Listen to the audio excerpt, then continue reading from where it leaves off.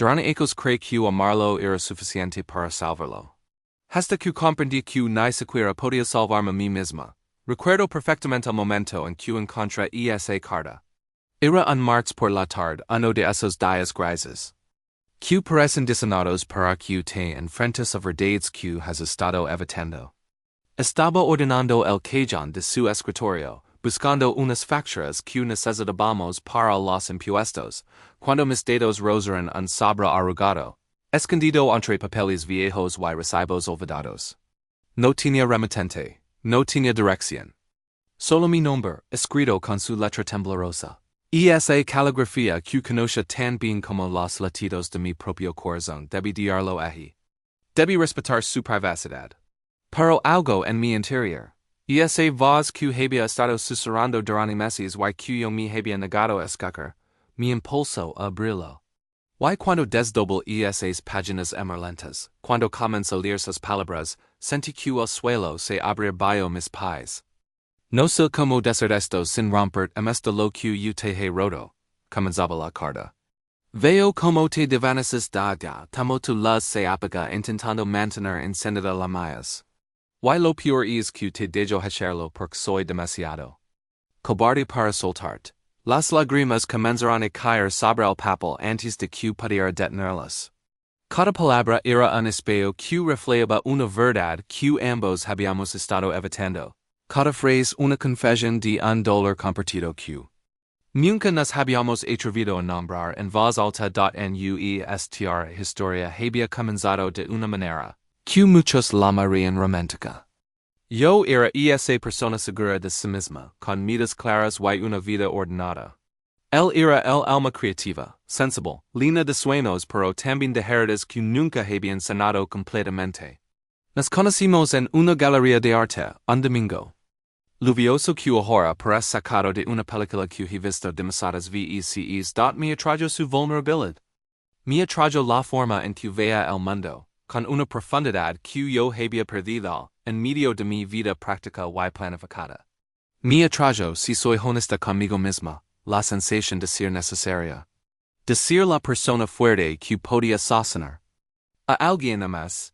La que podía marcar la diferencia al principio para funcionar. Yo era su ancla cuando las tormentas emocionales lo sacudían.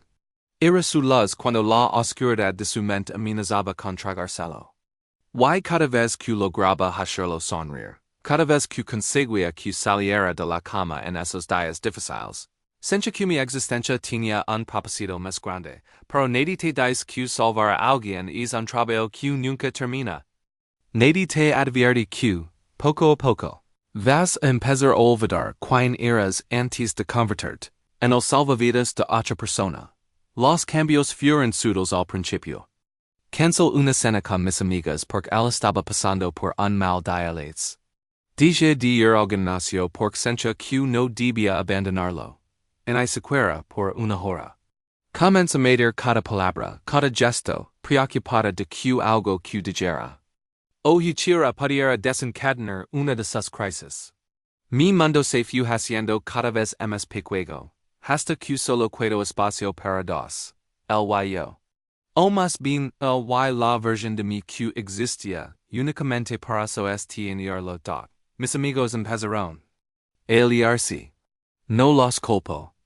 Me cansé de encontrar excusas para explicar por qué siempre cancelaba planes de último momento, porque yo no era la persona espontánea y alegre que solía ser. Con el tiempo, dejaron de llamar, y yo me convencí de que no importaba. Después de todo, tenía algo más importante, tenía un propósito. Tenía a alguien que me necesitaba de verdad. Mi familia lo notó antes que yo. Mi madre me miraba con esa expresión que solo las madres tienen, esa mezcla de preocupación y tristeza que dice más que mil palabras. ¿Te estás perdiendo? Me dijo una vez durante una visita. Yo le sonreí, le aseguré que estaba bien, que solo estaba comprometida con mi relación, que eso era lo que significaba amar de verdad. Ella no insistió, pero vi el dolor en sus ojos. La impotencia de ver a tu hija desaparecer, y no poder hacer nada para impedirlo. Hubo momentos de esperanza. Por supuesto. Días en los que él parecía mejorar, en los que su sonrisa era genuina y su mirada clara. En esos momentos yo me convencí de que todo el sacrificio valía la pena. Me decía a mí misma que estábamos progresando, que mi amor estaba marcando. La diferencia, que pronto todo estaría bien.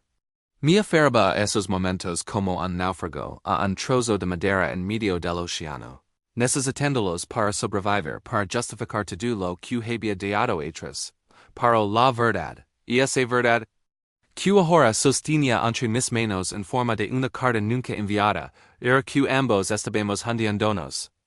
Y mientras yo creía que lo estaba salvando, él veía con claridad algo que yo me negaba a aceptar. Que mi supuesto rescate era también mi propia forma de ahogarme, seguí leyendo la carta con manos temblorosas, y cada palabra era un golpe directo.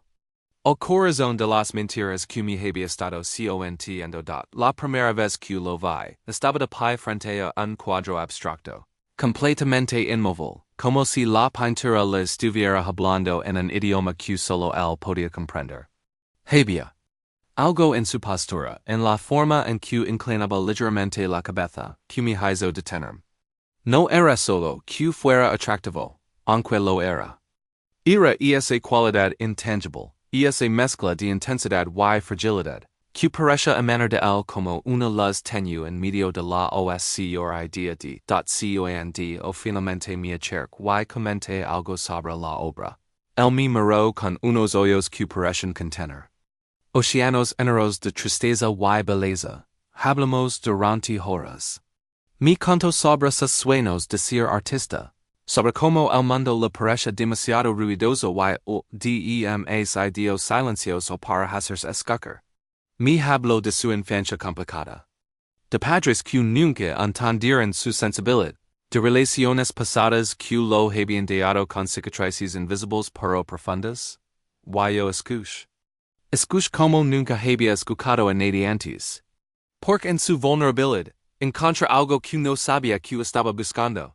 La oportunidad de ser importante, de ser indispensable, de ser la persona que finalmente lo entendería cuando. Nadie más lo había hecho. Los primeros meses fueron mágicos de una manera que ahora entiendo era peligrosa. Cada mensaje era una urgencia, cada llamada una necesidad. Eres la única que me entiende. Me dice letters. Contigo me siento completo. Susurraba en las noches que pasábamos hablando hasta el amanecer. Y yo me inflaba con esas palabras me. Sencha especial, elegida, necesaria. Comencé a ajustar mi vida para encajar en la suya. Tenía una reunión importante en el trabajo, pero él tenía un damalo, así que salía temprano para estar con él. Mis amigas organizaban una escapada de fin de semana, pero él me necesitaba, así que inventaba excusas. Cada vez que elegía quedarme, cada vez que ponía sus necesidades antes que las mías, sentía que estaba construyendo algo sólido, demostrando mi compromiso, probando mi amor. Nadie me dio que estaba construyendo una prisión, ladrillo a ladrillo, con mis propias manos. Las crisis comenzaron a volverse más frecuentes. Días en los que no podía levantarse de la cama, noches en las que la ansiedad lo consumía y yo me quedaba despierta sosteniéndolo. Cesarando que todo estaría bien, que yo estaba ahí, que nunca lo abandonaría otros, y era verdad. No lo abandonaría otros.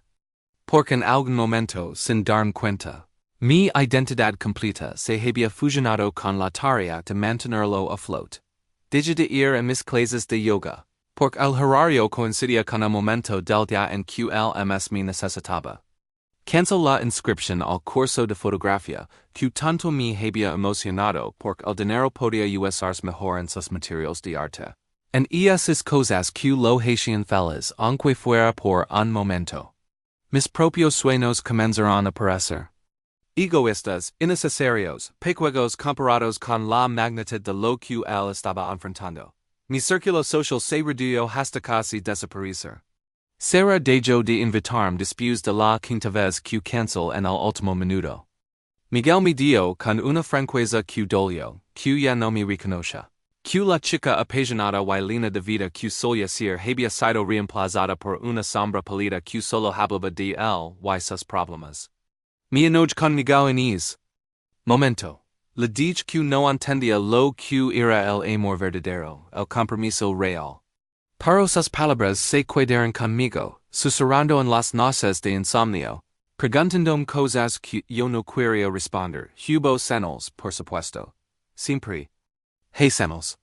La forma en que mi corazón se aceleraba no de emoción sino de ansiedad cada vez que sonaba mi teléfono, preguntándome qué crisis vendría ahora. El peso constante en mi pecho nunca pareció aliviarse del todo, en I sequera en los buenos días. La manera en que había empezado a mirarme en el espejo y no reconocer a la persona que me devolvía la mirada, con ojeras profundas y una sonrisa. Que yo no alcanzaba los ojos, pero cada vez que una duda se colaba en mi mente, él tenía un brillo y un dialético. Me sorprendía con flores que había comprado con dinero que no tenías. Me escribía poemas que me hacían llorar por su belleza y su dolor entrelazados. Me miraba con esos ojos llenos de gratitud y me decía, no se haría sin ti. Eres mi ángel.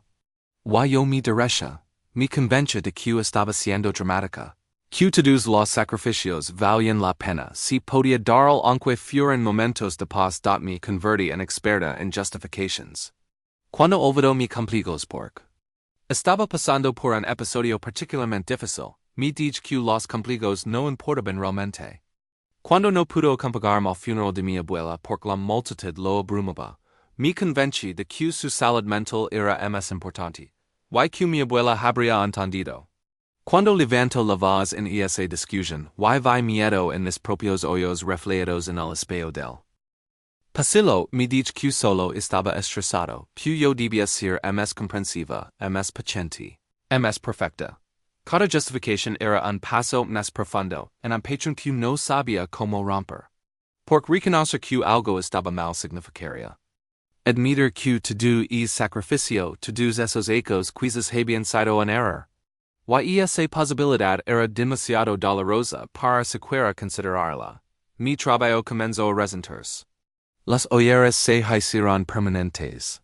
Mi jefa me llamó a su oficina y me preguntó con genuina preocupación si todo estaba bien. Le aseguré que que solo estaba un poco cansada, que todo estaba bajo control. Pero nada estaba bajo control. Mi vida era un caos disfrazado de amor incondicional. Y yo era demasiado orgullosa o demasiado asustada para admitirlo. Empecé a evitar las videollamadas con mi familia porque no quería que vieran en mi rostro lo que yo misma me negaba a ver. Las conversaciones se volvieron superficiales, breves. Mamá, estoy bien. Todo va genial. No puedo visitarlos es mes, tengo mucho trabajo. Mentiras envueltas en verdades a medias, protegiendo la ilusión de que había tomado las decisiones correctas. Había momentos, pequeños destellos de claridad, en los que me preguntaba cuando exactamente había dejado de ser yo misma. Cuando dejé de pintar, esa pasión que me había acompañado desde niña. Cuando empecé a vestirme de manera más apagada porque los colores brillantes parecen fuera de lugar en la atmósfera gris de nuestra vida. O mucho antes, en esa primera vez que dije no importa, cuando en realidad se importaba. Pero estos momentos de claridad eran fugaces, rápidamente ahagados por otra crisis, otra necesidad, otro recordatorio de que yo era la única persona en su vida que realmente lo entendía. Que realmente se cuidaba. Yo me aferraba a esa narrativa como a un salvavidas sin darme cuenta de que era precisamente lo que me estaba hundiendo da la verdad es que me había vuelto adicta a ser necesitada. Su dependencia lanaba un vacío en mí que en I siquiera sabía que existía, un vacío que probablemente había estado ahí mucho antes de conocerlo. Y mientras él luchaba con sus propios demonios, yo luchaba con los míos, disfrazándolos de altruismo, de amor, de devoción.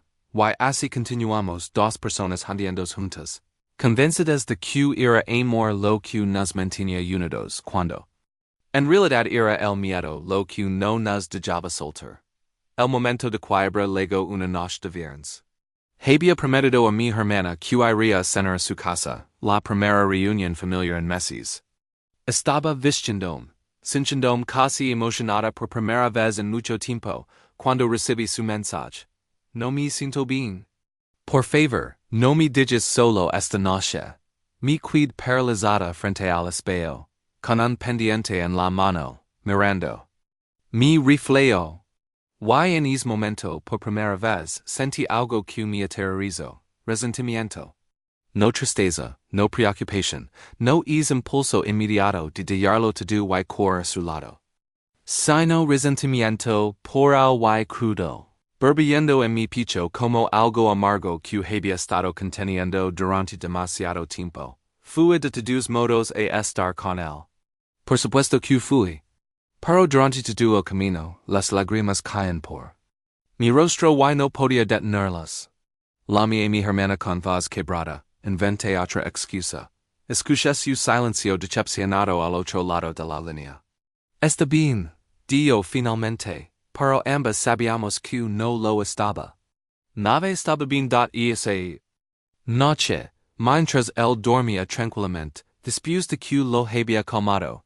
Yo me quedé despierta en el sofá, mirando el techo en la oscuridad. Y por primera vez en ecos, me permití hacer la pregunta que había estado evitando con todas mis fuerzas. ¿Qué estoy haciendo? La culpa llegó inmediatamente, como siempre. ¿Cómo podía siquiera pensar así? Él me necesitaba. Estaba pasando por un momento difícil. Yo era lo único estable en su vida. Si me iba, si lo abandonaba en su momento de mayor necesidad. ¿Qué clase de persona seria? El solo pensamiento me hacía sentir como un monstruo. Pero había otra voz ahora, una que se había estado haciendo más fuerte en las últimas semanas.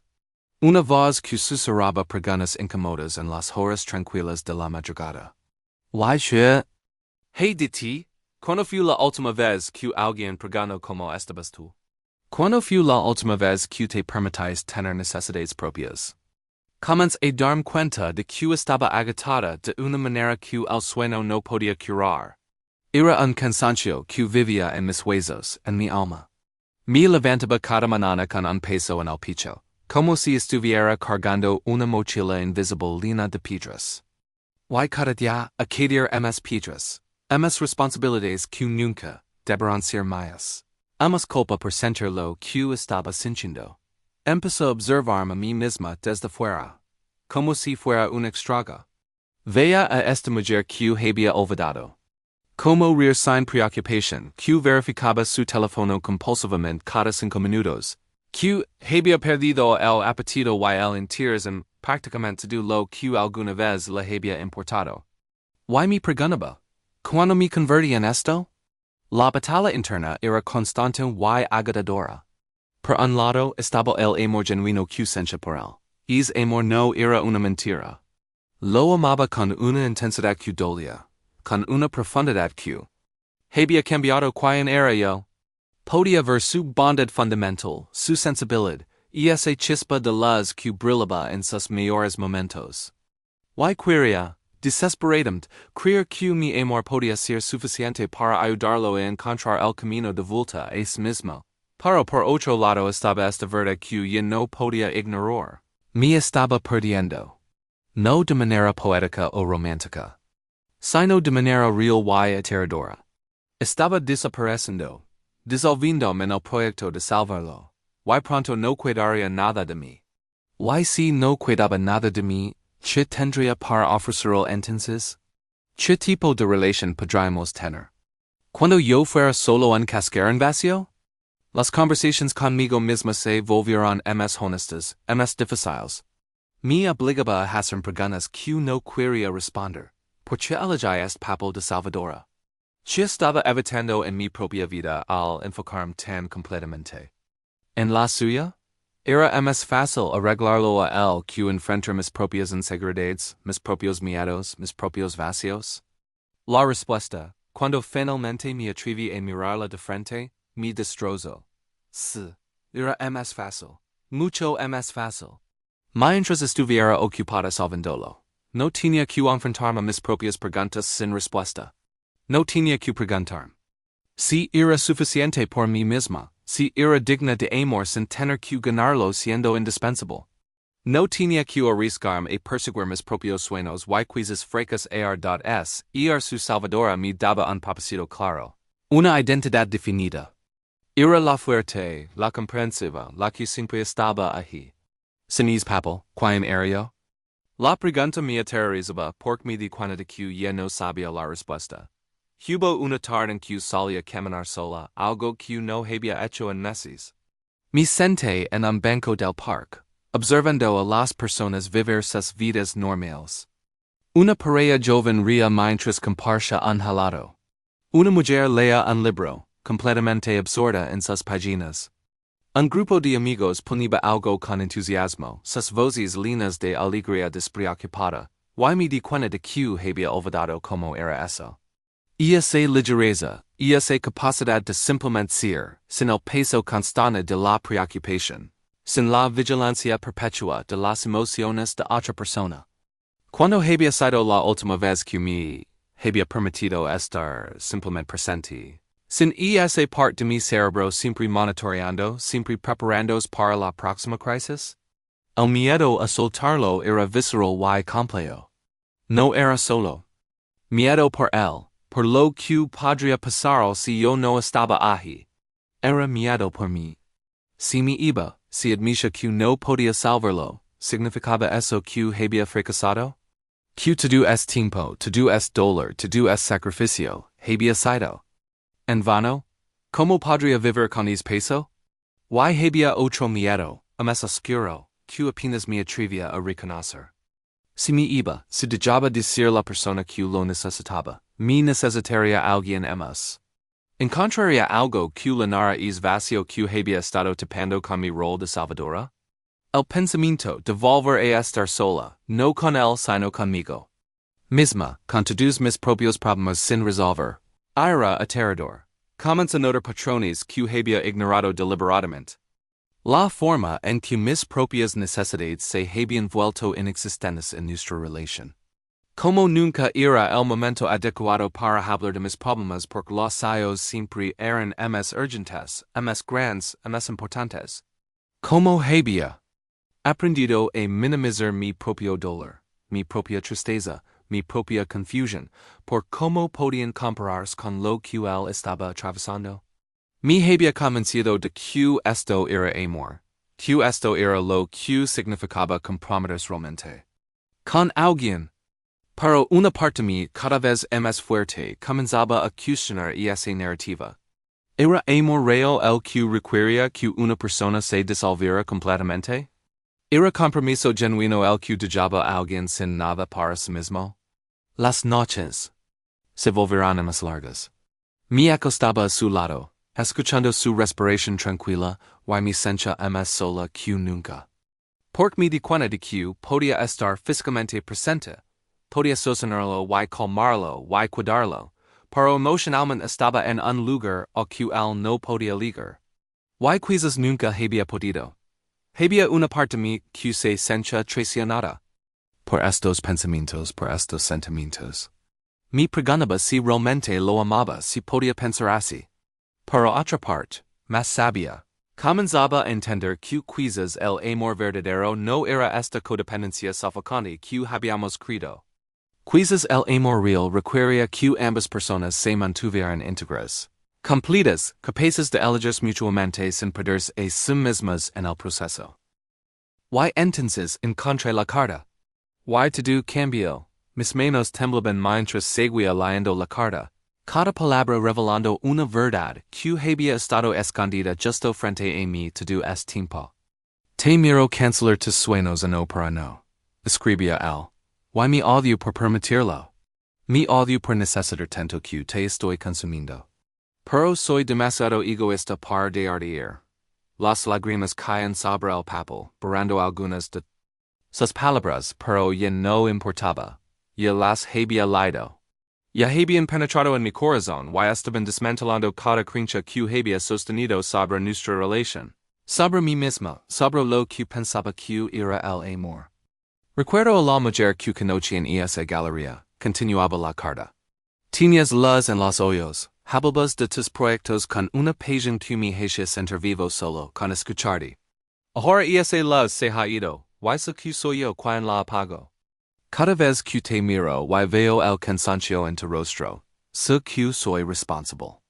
Aún así, sigo permitiendo que te cuides, porque la verdad es que tengo más miedo de perderme a mí mismo que de seguir perdiendo partes de ti. Me dije caer en el suelo. La carta en mis manos, algo dentro de mí se rompió. Pero no. Fue una ruptura destructiva. Fue como cuando rompes una ventana desde dentro de una habitación cerrada, finalmente entra el aire fresco. Dolía, pero también liberaba. El sabiolitz. Todo es tiempo, él había sabido lo que yo me estaba haciendo. A mí mismo tratando de salvarlo. Lo más devastador era que él también se sentía atrapado.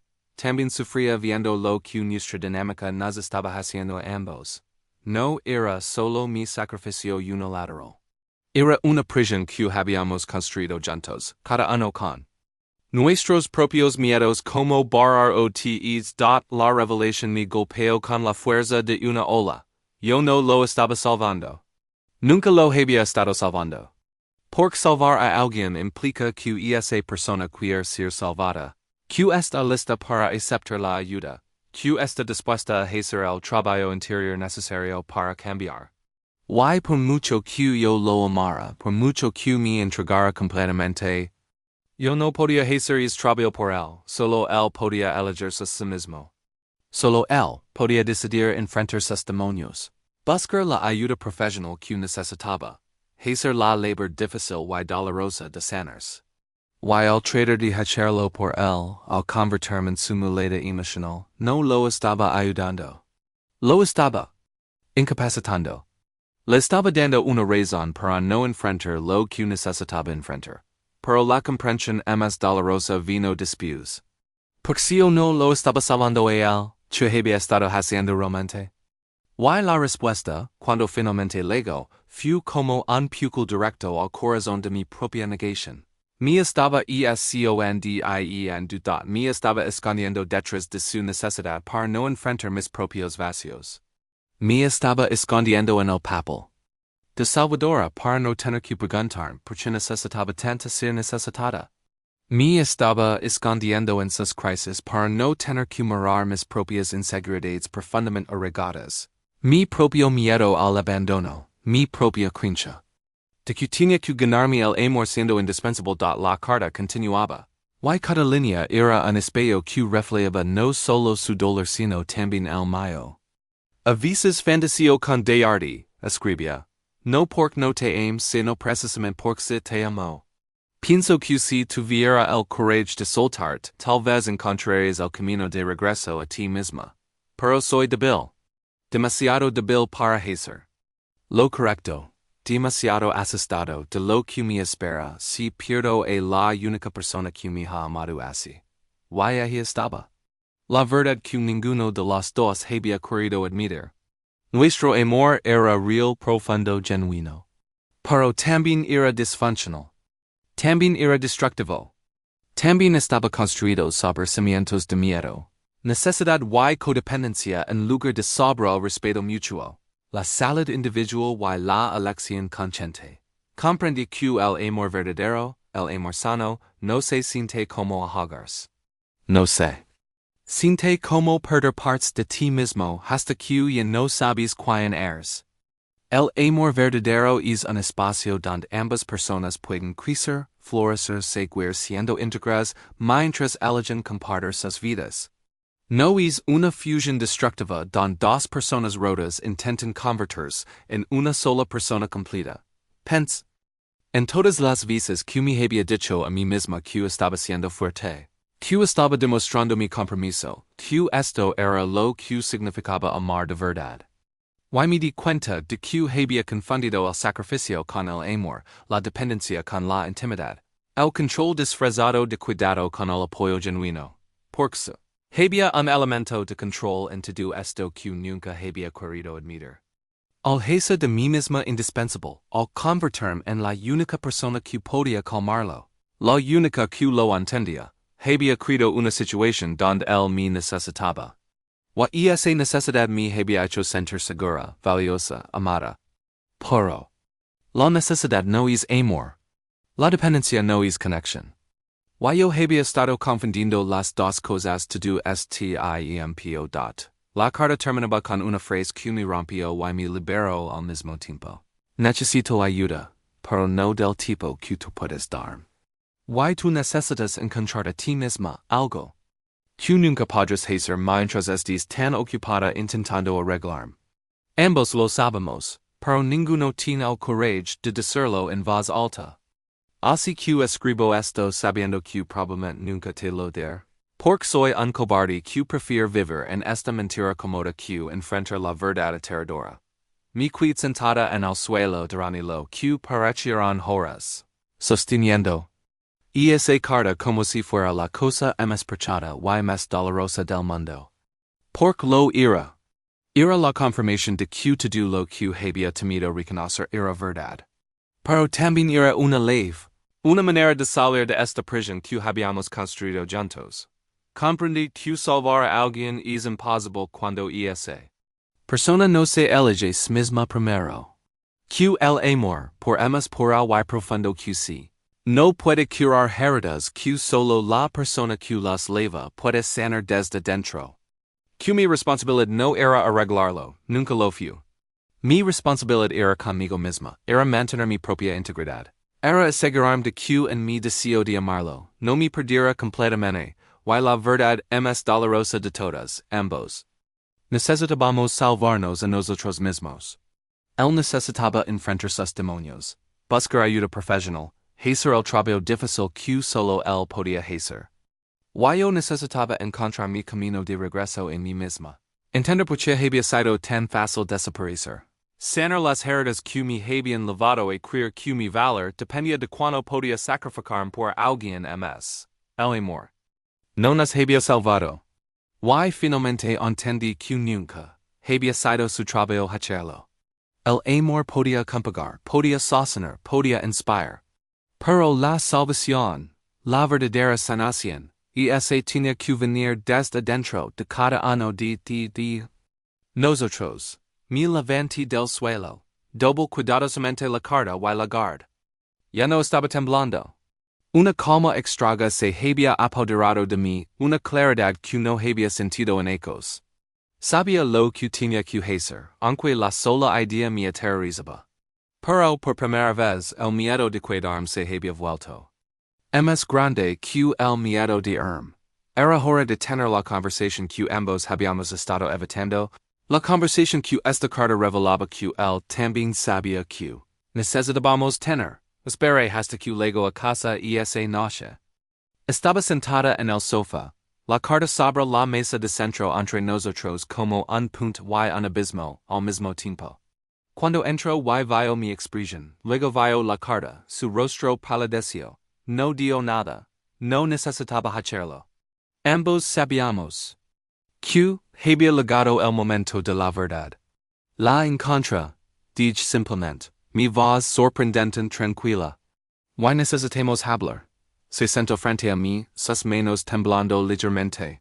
Hubo un silencio largo, denso, lleno de ecos de palabras no dichas. Finalmente, él habló. Y su voz estaba quebrada de una manera que nunca había escuchado antes. Llevo meses intentando encontrar el valor para dártela, Dio, o para decir lo que escribí. Pero cada vez que lo intentaba, te miraba y veía. Cuando me amas, cuando has sacrificado, y me sentía demasiado culpable para hacerlo. Le dije que lo amaba. Le dije que probablemente siempre lo amaría letters. Pero también le dije algo que nunca antes había sido capaz de articular. Amarte no puede ser mi única razón para existir. Y necesitar no puede ser tu única forma de sentirte amado. Las lágrimas comenzaron a caer por su rostro. Y por el mío también, pero esta vez no me levanté a consolarlo. No corrí a secar sus lágrimas y a prometer que todo estaría bien. Mi quid donde estaba, sosteniéndome a mí misma de la manera que había olvidado como hacer. Habamos durante horas y esa noche. Fue la conversación más honesta que habíamos tenido en ecos, quizás que habíamos tenido nunca. Él admitió que había sabido durante mucho tiempo que necesitaba ayuda profesional, pero había sido más fácil apoyarse en mí que enfrentar ese miedo. Yo admití que había usado su necesidad como una forma de evitar mis propias inseguridades. Mi propio miedo es ser ordinaria, a no ser especial. Te he estado usando como excusa de que las palabras dolirán al salir. Para no perseguir mis propios sueños, para no arriesgarme fracasar en las cosas que realmente importan para mí. Porque si estaba ocupada salvándote. Tenía una razón perfecta para no intentar salvarme mí misma. El asincio, limpiando las lágrimas. Yo he estado usando tu amor como un vendage para heridas que necesitan cirujalis. Has sido mi forma de evitar hacer el trabajo real. El trabajo difícil que solo yo puedo hacer. Llegamos a una comprensión dolorosa pero necesaria. Amarnos no era suficiente si ese amor nos estaba impidiendo crecer, si nos estaba manteniendo atrapados en versiones rotas de nosotros mismos. Tomar la decisión de soltar no significaba que el amor no fuera real. Significaba que el amor era lo suficientemente real como para reconocer que la forma en que nos estábamos amando nos estaba distrayendo a ambos. No hubo gritos, no hubo acusaciones. Solo hubo una tristeza profunda y compartida, un duelo por lo que habíamos sido y por lo que nunca podremos ser. Nos abrazamos esa noche, sabiendo que sería la última vez de esta manera, sabiendo que cuando el sol saliera comenzaremos el proceso de desenvolver nuestras vidas cuidadosamente entretejidas. Los días que siguieron fueron los más difíciles de mi vida. El proceso de separarme de él fue como aprender a respirar de nuevo después de ecos bajo el agua. Al principio, cada respiración dolía. Me despertaba en medio de la noche, con el impulso de verificar mi teléfono, de asegurarme de que estaba bien. Tenía que recordarme constantemente que ya no era mi responsabilidad. Que tenía que aprender a sostenerse sumayas mi temo pero con cada día que pasaba algo comenzó a cambiar. Empecé a notar cosas pequeñas. La forma en que mis hombros, no estaban constantemente tensos. Como podía leer un libro durante horas, sin esa ansiedad de fondo preguntándome si debería estar haciendo algo más. La manera en que comencé a dormir toda la noche sin despertarme sobresaltada. Lentamente, comencé a redescubrir partes de mí misma que había enterrado. Volví a pintar algo que no había hecho en más de 3 ecos. Las primeras pinceladas se sintieron torpes, extragas, como si mis manos hubieran olvidado el lenguaje del arte. Pero persistí. Con cada lienzo, sentía que estaba recuperando un pedazo de mi alma que había dado por perdido. La mía Sara, mi amiga que había dejado de invitarme. Su voz se quebró cuando escuchó la mía. Pensé que te había perdido para siempre. Mi dio, le conté todo sin filtros, sin excusas. Ella escuchó como solo los verdaderos amigos pueden hacerlo. Bienvenida de vuelta, dio finalmente. Te hemos extragado. Reconstruir mi círculo social fue humilante y hermoso al mismo tiempo. Tuve que admitir ante las personas que me importaban que había estado equivocada, que me había perdido, que necesitaba ayuda para encontrar mi camino de regreso. Para mi sorpresa, nadie me juzgó. Solo había alivio en sus rostros, gratitud. De que finalmente había encontrado la fuerza para elegirme a mí misma. Busco ayuda profesional. Algo que debería haber hecho ecos atrás. En terapia, empecé a desempecar las razones por las que había sido tan fácil para mí desaparecer en la necesidad de otra persona. Descubrí patrones que venían de mi infancia, de mensajes que había internalizado sobre mi valor, sobre lo que significaba ser amada. Fue doloroso, fue difícil, pero fue necesario. Con el tiempo supe que él también había comenzado su propio camino de sanación. Había buscado ayuda, estaba yendo a terapia, estaba haciendo el trabajo que solo él podía hacer. No hablábamos. Ambos sabíamos que necesitábamos ese espacio, pero escuchar que estaba cuidándose a sí mismo. Me llenó de una paz que no sabía que podía sentir. Meses después, me encontré de pie frente a un espejo, realmente mirando. Por primera vez en ecos. La mujer que me devolvió la mirada era diferente. Tenía líneas en el rostro que no estaban allí antes, marcas de batallas libradas y lecciones aprendidas.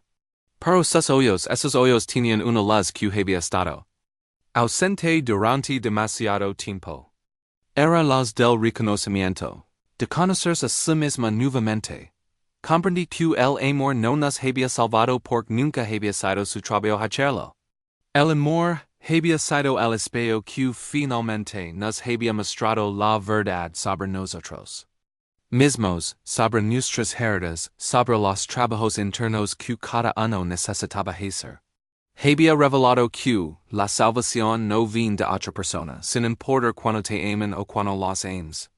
Viene de la voluntad de mirarte a ti mismo. Con honestidad brutal y hacer el trabajo difícil de sanar desde dentro.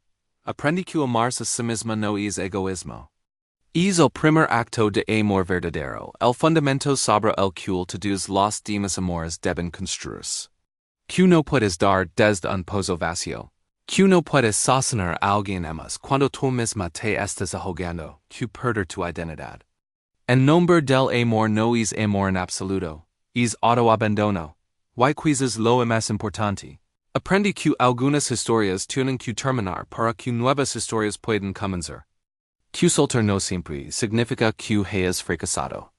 A veces significa que has tenido el courage de elegir la verdad sobre la comodidad, el crecimiento sobre la familiaridad, tu propia integridad sobre una versión de amor que te estaba consumiendo.